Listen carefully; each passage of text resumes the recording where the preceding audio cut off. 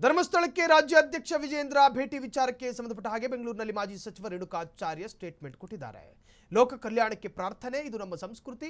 ನಮ್ಮವರೇ ಕೆಲವರು ಅಡ್ಡ ಮತದಾನ ಮಾಡಿದ್ದಾರೆ, ಯಾರೆಲ್ಲ ಅಡ್ಡ ಮತದಾನ ಮಾಡಿದ್ದಾರೆ ಅನ್ನೋ ಮಾಹಿತಿ ಇದೆ. ಸೊ ಇದು ವಿಜೇಂದ್ರ ಮುಖಕ್ಕೆ ಮಸಿ ಬಳಿಯುವಂತ ಹುನ್ನಾರ. ವಿಜೇಂದ್ರ ಯಡಿಯೂರಪ್ಪ ಮಗ ಅಂತ ಸ್ಥಾನ ನೀಡಿಲ್ಲ. ಸೂರ್ಯ ಚಂದ್ರ ಇರೋದು ಎಷ್ಟು ಸತ್ಯವೋ ಅಷ್ಟೇ ಸತ್ಯ, ರಾಜ್ಯಾಧ್ಯಕ್ಷರಾಗಿ ಮುಂದುವರಿಯುತ್ತಾರೆ ಬಿವೈ ವಿಜೇಂದ್ರ.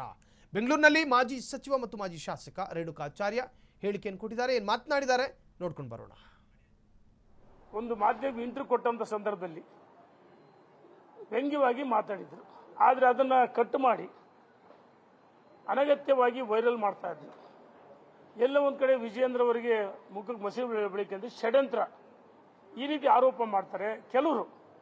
ಆದರೆ ರಾಷ್ಟ್ರೀಯ ನಾಯಕರಿಗೆ ಗೊತ್ತಿದೆ, ವಿಜೇಂದ್ರ ರಾಜ್ಯದ ಅಧ್ಯಕ್ಷ ಆದ್ಮೇಲೆ ಮೂಢ ಹಗರಣ ಇರ್ಬೋದು, ವಾಲ್ಮೀಕಿ ಹಗರಣ ಇರ್ಬೋದು, ಹೋರಾಟಗಳ ಮುಖಾಂತರ ರಾಜ್ಯದಲ್ಲಿ ಭಾರತೀಯ ಜನತಾ ಪಾರ್ಟಿನ ಕಟ್ಟತಕ್ಕಂಥ ಕೆಲಸ ಮಾಡಿದ್ದಾರೆ. ಸನ್ಮಾನ್ಯ ಯಡಿಯೂರಪ್ಪನವರು ದಕ್ಷಿಣ ಭಾರತ ಕರ್ನಾಟಕದಲ್ಲಿ ಅಧಿಕಾರಕ್ಕೆ ತಂದಂತ ಒಬ್ಬ ಮಹಾನ್ ನಾಯಕ.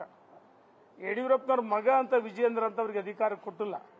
ವಿಜೇಂದ್ರ ಅವರು ಪಕ್ಷದ ಅನನ್ಯ ಜವಾಬ್ದಾರಿ ನಿರ್ವಹಿಸಿ ಭಾರತೀಯ ಜನತಾ ಪಾರ್ಟಿ ರಾಜ್ಯದ ಅಧ್ಯಕ್ಷ ಮಾಡಿದರೆ ಕೆಲವರು ಸಹಿಸಕ್ಕಾಗ್ತಾ ಇಲ್ಲ. ಆದರೆ ವಿಜೇಂದ್ರ ಅವರು ಹಳೆಬೇರು ಹೊಸ ಚಿಗುರು ಸೇರಿ ಮರ ಸೊಬಗು ಹಾಗೆ ಎಲ್ಲರನ್ನೂ ಒಟ್ಟಿಗೆ ವಿಶ್ವಾಸ ತೆಗೆದುಕೊಂಡು ಹೋಗ್ತಾರೆ, ಪಕ್ಷವನ್ನು ಕಟ್ತಾ ಇದ್ದಾರೆ. ಅದಕ್ಕೆ ಕೆಲವು ಷಡ್ಯಂತ್ರ ಮಾಡ್ತಾರೆ. ಆದರೆ ಯಾವುದನ್ನು ಲೆಕ್ಕಿಸದೆ ವಿಜೇಂದ್ರ ಅವರು ಜಗ್ಗಲ್ಲ, ಬಗ್ಗಲ್ಲ, ಕುಗ್ಗಲ್ಲ. ಹಾಗಾಗಿ ಧರ್ಮಸ್ಥಳ ಮಂಜುನಾಥ ಸನ್ನಿಧಿಗೆ ಅನಗತ್ಯವಾಗಿ ಸಾಮಾಜಿಕ ಜಾಲತಾಣ ಮಾಧ್ಯಮದಲ್ಲಿ ಇದು ಚರ್ಚೆ ಆಗ್ತದೆ. ಪ್ರಾಮಾಣಿಕ ವಿಜೇಂದ್ರ ಅವರು ಭಾರತೀಯ ಜನತಾ ಪಾರ್ಟಿ 2 ಜನ ವಿಧಾನ ಪರಿಷತ್ ಸದಸ್ಯ ಆಯ್ಕೆ ಆಗಬೇಕು ಮತ್ತು ಏನು